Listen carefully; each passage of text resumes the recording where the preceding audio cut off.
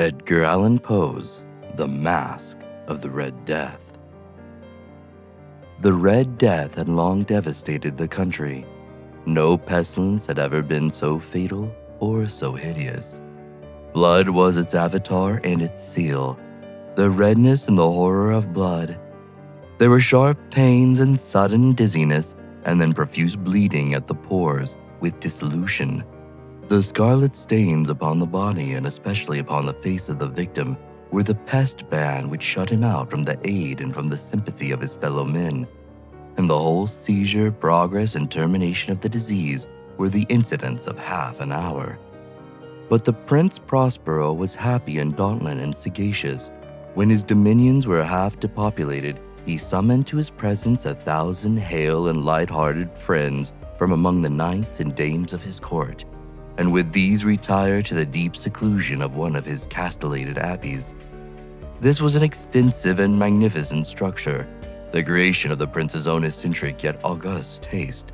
A strong and lofty wall girdled it in. This wall had gates of iron. The courtiers, having entered, brought furnaces and massy hammers and welded the bolts. They resolved to leave means neither of ingress nor egress to the sudden impulses of despair or of frenzy from within. The abbey was amply provisioned with such precautions the courtiers might bid defiance to contagion.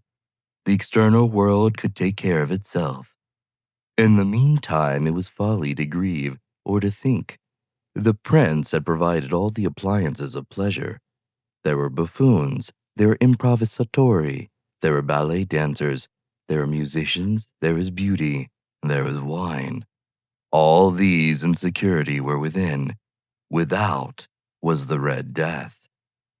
It was towards the close of the 5th or 6th month of his seclusion, and while the pestilence raged most furiously abroad, that Prince Prospero entertained his 1,000 friends at a masked ball of the most unusual magnificence. It was a voluptuous scene, that masquerade.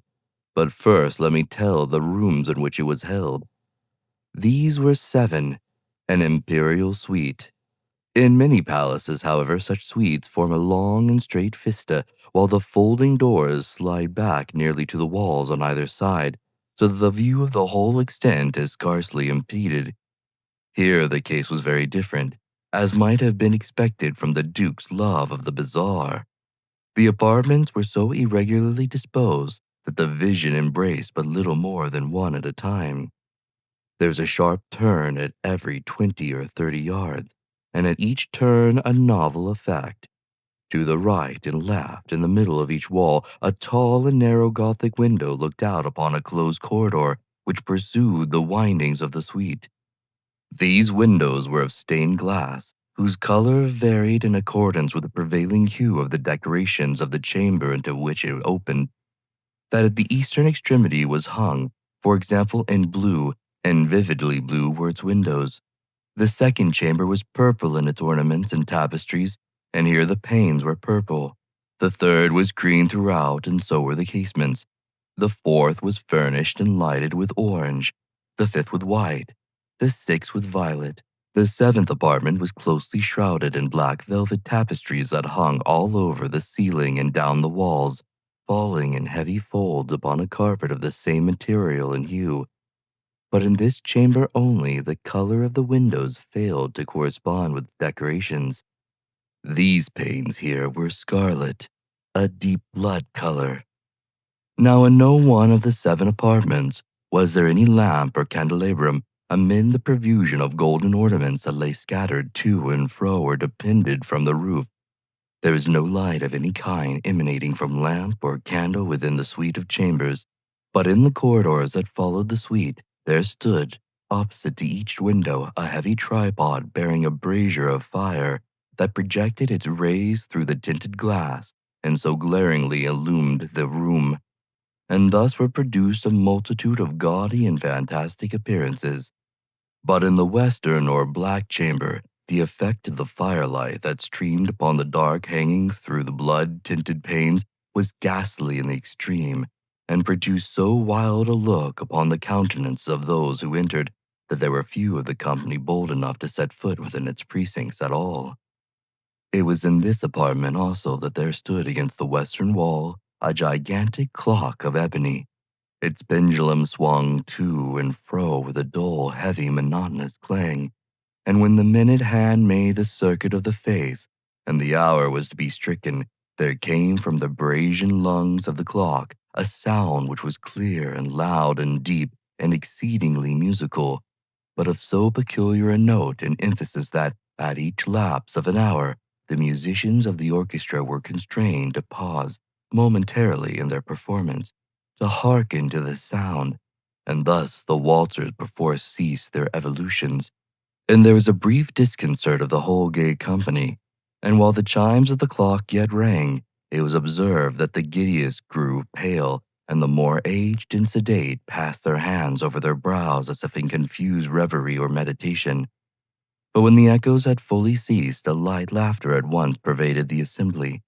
The musicians looked at each other and smiled as if at their own nervousness and folly, and made whispering vows each to the other that the next chiming of the clock should produce in them no similar emotion. And then after the lapse of 60 minutes, which embraced 3,600 seconds of the time that flies, there came yet another chiming of the clock, and then were the same disconcert and tremulousness and meditation as before. But in spite of these things, it was a gay, magnificent revel. The tastes of the Duke were peculiar. He had a fine eye for colors and effects. He disregarded the decor of mere fashion.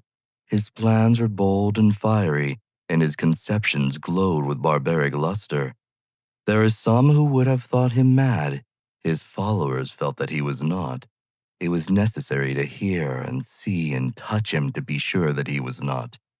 He had directed in great part the movable embellishments of the 7 chambers, upon occasion of this great fete, and it was his own guiding taste which had given character to the masqueraders. Be sure that they were grotesque.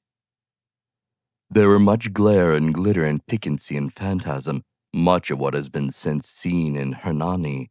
There were arabesque figures with unsuited limbs and appointments. There were delirious fancies such as the madman fashions. There were much of the beautiful, much of the wanton, much of the bizarre, something of the terrible, and not a little of that which might have excited disgust. To and fro in the 7 chambers there stalked, in fact, a multitude of dreams, and these, the dreams, writhe in and about, taking hue from the rooms, and causing the wild music of the orchestra to seem as the echo of their steps. And anon there strikes the ebony clock which stands in the hall of the velvet, and then for a moment all is still, and all is silent save the voice of the clock. The dreams are stiff, frozen as they stand, but the echoes of the chime die away. They have endured but an instant, and a light, half-subdued laughter floats after them as they depart.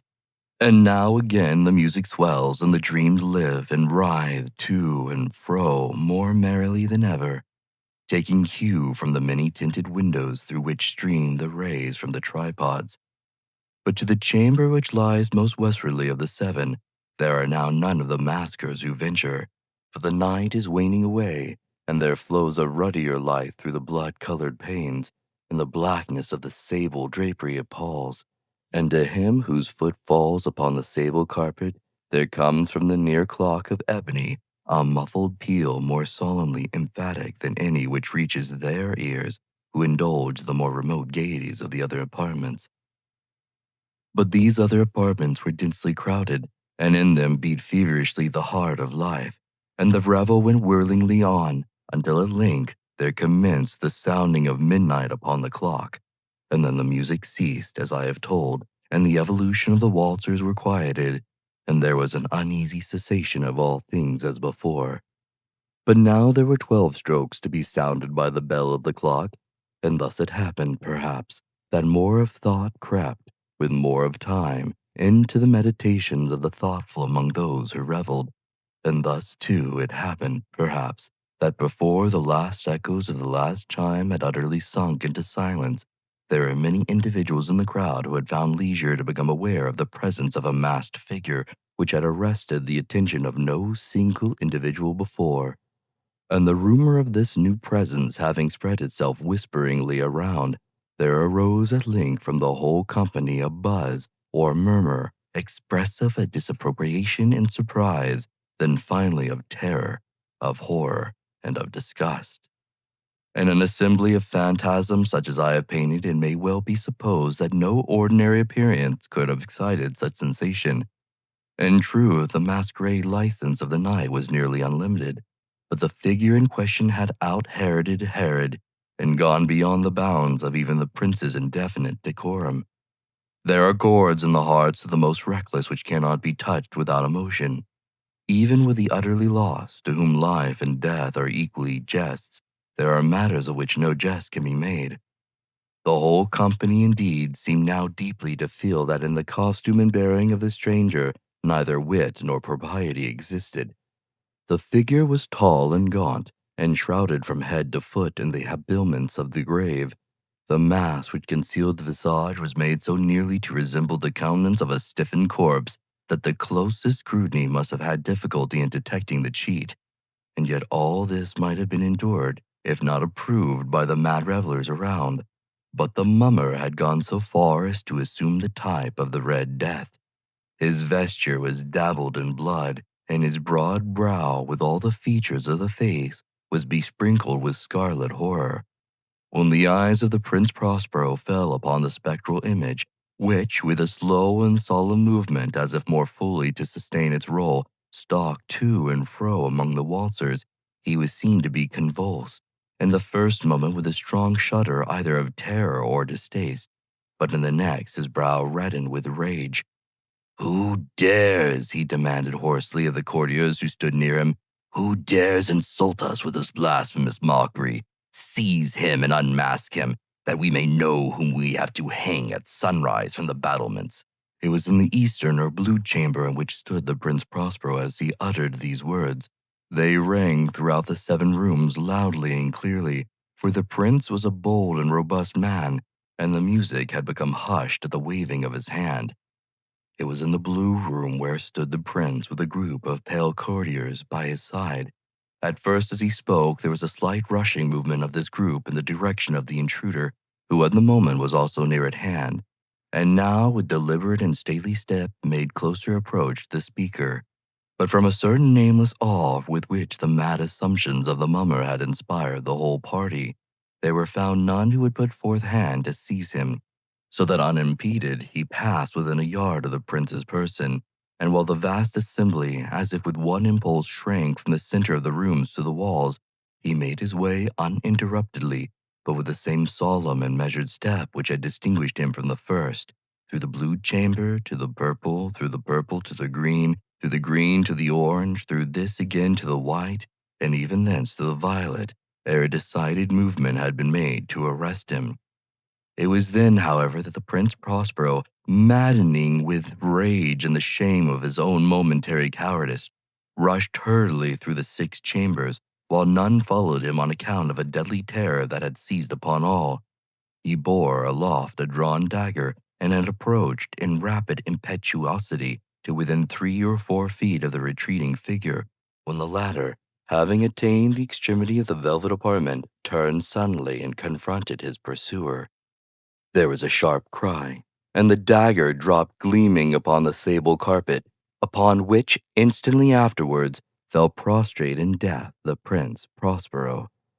Then, summoning the wild courage of despair, a throng of the revelers at once threw themselves into the black apartments, and seizing the mummer, whose tall figure stood erect and motionless within the shadow of the ebony clock, gasped in unutterable horror at finding the grave cerements and corpse-like mask which they handled with so violently a rudeness untinted by any tangible form.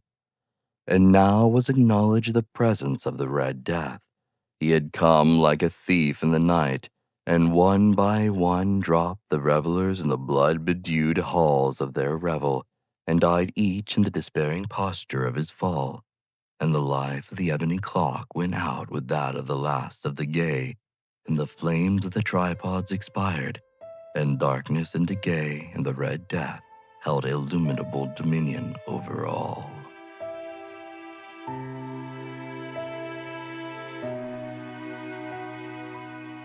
The veil has lifted, if only for a moment, If you felt the chill of the unknown, the whisper of something ancient in the dark, then you've walked with us into the strange. Until next time, keep your lantern lit and your mind open. The weird is never far.